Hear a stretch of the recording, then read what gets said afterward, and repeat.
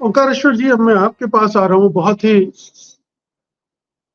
Basic सवाल उठाए हैं कर्नल मैन ने।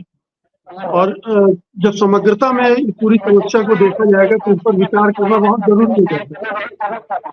लेकिन लेकिन ये जो जिसे हम छिछोरापन कह रहे हैं कर्नल मैन, इस छिछोरेपन पर हमें उतरना क्यों पड़ रहा है? ये नौबत क्यों आई? क्योंकि सरकार ने कुछ वादा किया या घोषणा की या कुछ बयान दिया और उसमें भी सच्चाई नहीं है। हम उस सच्चाई को परखने के लिए यहाँ बैठे हैं। जी ओंकारेश्वर जी। देखिए मुकेश जी, कर्नल दिनेश को सुनने के बाद तो दिल बहुत भारी हो गया। जिस तरह से जो बातें उन्होंने कही हैं, दरअसल यही सच्चाई है कि आज हम पैसों का वो गिनने बैठे हैं, कितने पैसे मिले कितने नहीं मिले। हम उसकी भावना को आहत कर रहे हैं। जो बेसिक स्पिरिट है हमारे नेशनलिज्म का, जो हमारे पेट्रियटिज्म का, जो एक मार्टर होने का, उसका अपमान कर रहे हैं कहीं ना कहीं। चौधरी पुष्पेंद्र सिंह जी ने भी डिटेल बताया, किसानों का प्रतिनिधित्व करते हैं। हमने इस देश में किसानों का भी सम्मान नहीं किया और अब हम जवानों का भी सम्मान नहीं कर रहे हैं।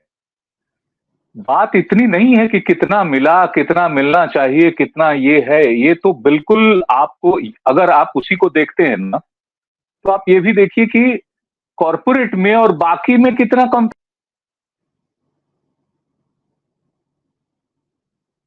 में थे, जॉब कर रहे थे, उनकी नौकरियां गई, जीवन गया उनका, सॉरी उनका लाइफ गया, उनको इससे ज्यादा कॉम्पेंसेशन मिला होगा। ये सब तुलना करने की बातें नहीं है। बात यह है कि ये इस योजना का लाभ किसको मिल रहा है, इसकी आवश्यकता क्यों थी, जो हमारे पैनलिस्ट ने शुरू में इस बात पे जिक्र किया कि आप पैसा बचाना चाहते हैं और पैसा बचाना चाहते हैं जवानों की नौकरियों से खेल के, उनको कम करके। 4 लाख में से 4 साल में से 6 महीना वो ट्रेनिंग करेगा, 2 4 6 महीने और उसकी छुट्टियां बन जाएंगी, तो मुश्किल 3 साल की वो नौकरी करेगा। अब 3 साल में उसको कितना इन्वॉल्वमेंट होगा, कितना एक्सपीरियंस होगा कि देश के काम आ पाएगा। अगर आपने उसको पूर्वोत्तर में बहाल कर दिया, पहाड़ियों में, नागालैंड की, मणिपुर की और तमाम, उसमें उसको कई साल समझने में लग जाते हैं। उसी तरह कश्मीर हो या कोई और जो टेरेन हो, कितना वक्त लगता है किसी सिचुएशन को अंडरस्टैंड करने में, उसको एक्सपीरियंस करने में और उसके हिसाब से अपने आप को तैयार करके देश के मुताबिक अपना कर्तव्य निभाने के लिए। ये बेसिक स्पिरिट पे हमला हो रहा है ना। जब हमें मालूम होगा कि मेरी तो अगले 6 महीने बाद रिटायरमेंट होने वाली है, तो कर्नल दिनेश सिंह ने ठीक कहा कि क्यों नहीं वहां करप्शन आ जाएगा। आज जो बॉर्डर पे डिप्लॉयड लोग हैं बीएसएफ में, उसमें एक सेक्शन के अंदर साल में कितने दफा इंक्वायरी होती है, कितने दफा चार्जेस लगते हैं कि भाई जो घुसपैठ हो रही है उनके कहीं ना कहीं मिली भगत हो जाती है, जबकि वो रेगुलर है। जब वहां हो सकती है तो ये आर्मी, रेगुलर आर्मी और ये जो कॉन्ट्रैक्चुअल आर्मी, इसके बीच में कैसे नहीं हो सकती है। सवाल इस बात का है कि पूरी दुनिया में क्या इस तरह की चीजें फॉलो की जा रही हैं। जो हम कॉन्ट्रैक्चुअल की बात कर रहे हैं, या फिर एक ये होता है कि अनिवार्य रूप से ट्रेनिंग दो। कितने इस देश में अनिवार्य रूप से ट्रेनिंग है क्या? कई देशों में है उस एक्सपेरिमेंट में, और वहां उनको जरूरत पड़ती है तो बहुत से लोग स्वैच्छिक रूप से सेवा दे देते हैं। 2 साल के लिए, 3 साल के लिए, 1.5 साल के लिए वो स्वैच्छिक सेवा देते हैं और उनकी कमियां पूरी हो जाती है। आप खिलवाड़ मत करिए सेना के साथ। 3 साल तक आपने अपॉइंटमेंट रोक दिया पोस्ट कोविड। अब वो जो बैकलॉग क्रिएट हो गया है, हर साल 50 से 60 हजार लोगों के, जवानों का अपॉइंटमेंट होता है क्योंकि उतना बैकलॉग क्रिएट होता है। अब वो 3 साल का बैकलॉग कैसे भरेगा वो?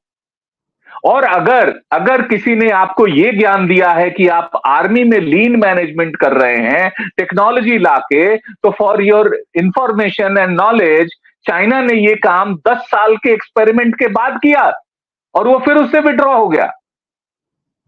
उसने इतनी टेक्नोलॉजी हायर की, लाई, इंप्लीमेंट किया, और उसके आधार पर कुछ लोगों को, कुछ जवान कम किए, और फिर उसको लगा कि नहीं, जवानों की भरपाई नहीं हो सकती टेलीविजन से, इससे, टेक्नोलॉजी से, तो वो वापस उस पे आए। हम क्या कर रहे हैं यह जो जवान है दरअसल वही हमारा सीमा का प्रहरी है, असली प्रहरी वही है।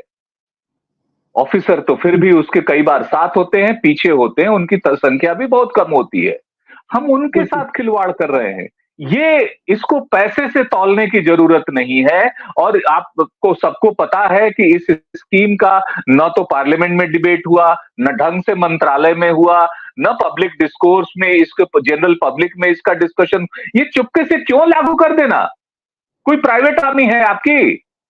कितने दिन आप हैं? उसके बाद कौन? इसके बाद क्या होगा इस देश का? ये गलत है। इसको रिव्यू किया जाना चाहिए। इसको पैसे से नहीं तौला जाना चाहिए। सम्मान का और राष्ट्रभक्ति का और शहादत की कीमत जो है पैसों से नहीं लगाई जा सकती है। उस पे खिलवाड़ नहीं किया जाना चाहिए।